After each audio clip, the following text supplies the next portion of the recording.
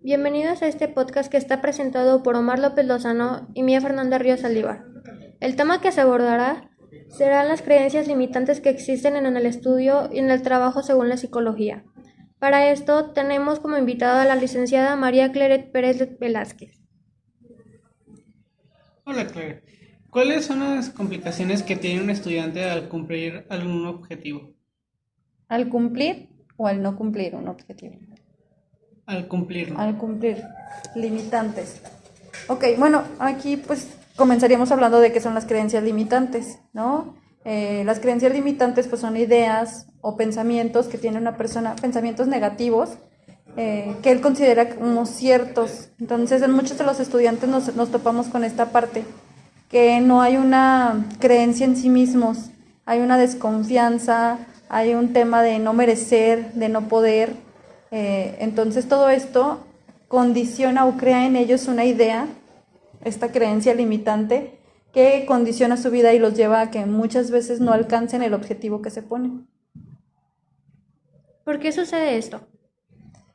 Pues tiene mucho, o sea, tiene diferentes orígenes, ¿no? Tendríamos que ver como la historia personal de cada uno. Hay una tendencia fuerte a que los problemas de inseguridad sean por situaciones familiares que se dieron cuando los chicos estaban más pequeños, cuando estaban en casa, situaciones que se dieron con la misma familia en cuestión de la autoestima, de la seguridad, que no fortalecieron y que no los llevaron a creer en ellos mismos o en creer que merecen algo. Entonces esto muchas veces hace que ellos crezcan con esta idea de no merecer, de no poder, de no creer, y entonces llevarlos a que no cumplan o a que no alcancen los objetivos o las metas que se los proponen por toda esta historia personal que traen en su cabeza de, mi mamá me decía que no podía, mi papá me decía que era un tonto, entonces crecieron con este no puedo, no sé, y pues es un diálogo que ahora su cabeza lo repite constantemente, ya no necesitan tener a la mamá presente,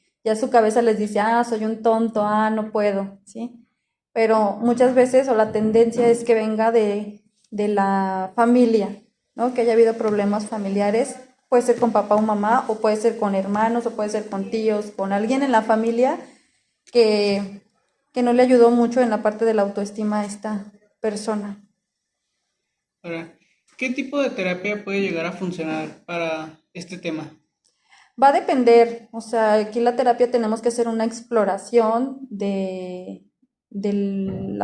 los síntomas y la problemática que tenga cada paciente, y va a depender de lo que encontremos, ¿no? Puede ser una terapia humanista, puede ser una terapia cognitivo-conductual, puede ser un psicoanálisis, por ejemplo, si se ocupa una exploración más profunda de la persona, entonces sí va a depender del caso de cada uno y los síntomas y lo que esté presentando y lo que esté pasando con su vida. ¿Y cómo se trabajará el autosabotaje en una terapia? El autosabotaje, bueno, primero hay que hacer que el paciente se dé cuenta que está autosaboteándose, ¿no? Hay que hacerlo consciente. No puedes trabajar algo si primero no es consciente y él no niega. Entonces, lo principal es que, bueno, él lo reconozca, lo acepte, y entonces sí trabajar en este autosabotaje, haciendo consciente lo que él hace de manera inconsciente. Todas esas conductas, empezando por esas creencias limitantes que lo llevan a decir no voy a poder, soy incapaz, no se me da, que él las corte. Y aquí funcionaría muy bien una terapia cognitivo-conductual, que es enseñar a cortar pensamientos negativos y reestructurar una idea positiva. Pero si en el autosabotaje es reconocer, aceptar y trabajarlo. ¿Esto sucede muy seguido en los estudiantes y gente que trabaja constantemente? Sí, sí es bastante, bueno, yo creo que todos nosotros tenemos en algún punto de nuestra vida inseguridad ante las cosas, y bueno, hay personas que no lo reconocen, hay personas que lo reconocen de más y esta inseguridad los paraliza porque no han hecho nada para trabajarla, para aceptarla. Como te decía en la pregunta anterior, debemos aceptarla, reconocerla y trabajarla. No se vale que la reconozcas y ahí se quede. Tienes que hacer un cambio, tienes que generar algo, tienes que confrontar no hay como confrontar. Si tú tienes ahí algún problema y huyes de él, el problema va a seguir ahí y te va a perseguir, así cambies de ambiente, así cambies de escuela, así cambies de salón. Entonces lo que debes de hacer es confrontarlo, enfrentar ese problema y darle solución. Entonces sí se presenta bastante, te digo, y es cuestión o se refleja mucho en la parte de inseguridad, de dudar de mí mismo y sobre todo en la adolescencia es cuando más aún se presentan. Los niños no tanto, los niños tienden a ser más seguros y a hacer más cosas y atreverse, pero parece que ya en una etapa secundaria, prepa, el adolescente empieza a sentir mucha inseguridad, miedo al público, empieza a pensar en el qué dirán y bueno, cambia totalmente su mentalidad que lo lleva pues a esto. ¿Y cuáles serán algunas señales para poder detectar este problema? Pues, por ejemplo, que seas muy negativo, ¿sí? O que todo el tiempo estés pensando en, no voy a poder, y que tú mismo pierdas oportunidades, ¿no? Cuando a lo mejor se te presenta algo o te invitan a algo y tú digas, pero ¿por qué a mí? Si yo no soy tan bueno, ¿por qué no a los demás? O sea, que te estés comparando con los otros, el que pierdas oportunidades, el que todo el tiempo estés pensando en negativo, en no lo voy a poder hacer, no lo voy a lograr, soy incapaz, no se me da, no voy a pasar el examen de admisión. O sea, todas estas cosas ahí te puedes dar cuenta que tú puedes ser una persona con creencias limitantes y que también se autosabotea. Okay. Bueno, y para concluir, bueno, como te decía de todo esto, es importante que reconozcamos cuáles son las creencias limitantes, que primero tengamos bien consciente que existen, ¿no? En psicología se conocen así como creencias limitantes, pero también las podemos encontrar como la caja de creencias en coaching o con otros nombres en algunos otros ambientes, ¿no? Pero estas son ideas, opiniones o pensamientos negativos que nosotros mismos consideramos como ciertos, sin que necesariamente lo sean, ¿sí? Nosotros no lo creemos, ya sea por nuestra historia personal, por nuestras experiencias, por lo que hemos vivido, vamos creando conceptos y vamos creando creencias que nos hacen pensar que es lo verdadero. Y entonces estas creencias condicionan nuestra vida. Y nosotros, pues, cuando nos enfrentamos o cuando estamos en una situación complicada, difícil o de reto, de repente suelen aparecer estas creencias limitantes y nos bloquean. Entonces ya nos paralizan y no nos dejan hacer cosas, no nos dejan arriesgarnos, no nos dejan participar, no nos dejan crecer y entonces empezamos a autosabotearnos, ¿no? Por este bloqueo.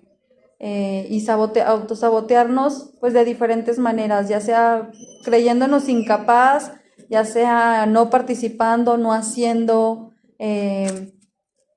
o ya sea perdiendo oportunidades. Entonces sí debemos de tener mucho cuidado con nuestras creencias limitantes y entender de dónde vienen. Y como te decía, los 3 pasos más importantes que yo encuentro aquí o con los que debemos de trabajar todos, no necesariamente en una terapia, sino desde nuestra casa, es en reconocer cuáles son nuestras creencias limitantes, por qué tengo esa creencia, quién me lo hizo creer. Una vez que las reconozco y sé de dónde vienen, pues encontrar cómo es, más bien aceptarlas, ¿no? Aceptarlas y decir, sí, las tengo, pero no para quedarte con ellas de, sí, ya. Entonces, como tengo estas creencias, entonces va a pasar esto. No, las tienes que aceptar para cambiarlas. No se vale quedarte igual. Una vez que reconoces y aceptas, hay que generar un cambio. Entonces, empezar a trabajar con ellas.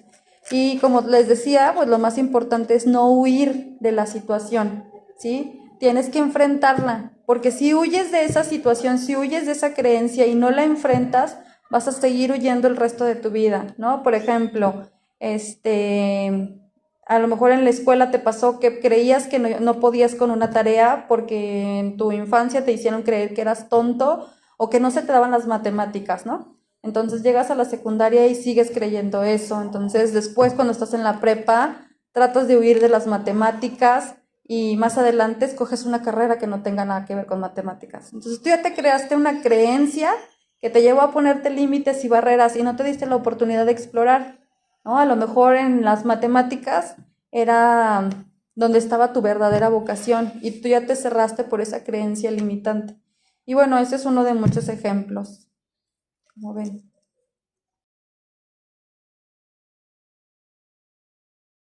creencias limitantes que se tienen durante el estudio y el trabajo repercutan mucho en tu vida cotidiana, ya que tiene que ver mucho con tu autoestima y con tu forma de ver las cosas y si eres positivo o negativo, ya que pues si eres negativo todo el tiempo esto te va a llevar al autosabotaje, lo que te puede conllevar a que se cierren muchas puertas para ti.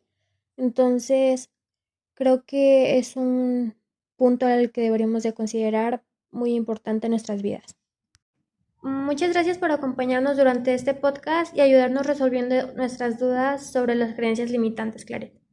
No, gracias a ustedes por invitarme. Y bueno, a mí me gustaría nada más cerrar con una frase de Henry Ford que dice, tanto si crees que puedes como si crees que no puedes, estás en lo cierto, ¿no? Y esto hablando de, bueno, nuestras creencias limitantes. Nosotros vamos a creer como creencias limitantes que lo que diga nuestra cabeza es lo verdadero. Entonces, por ahí esta frase y se las dejo de tarea. Gracias.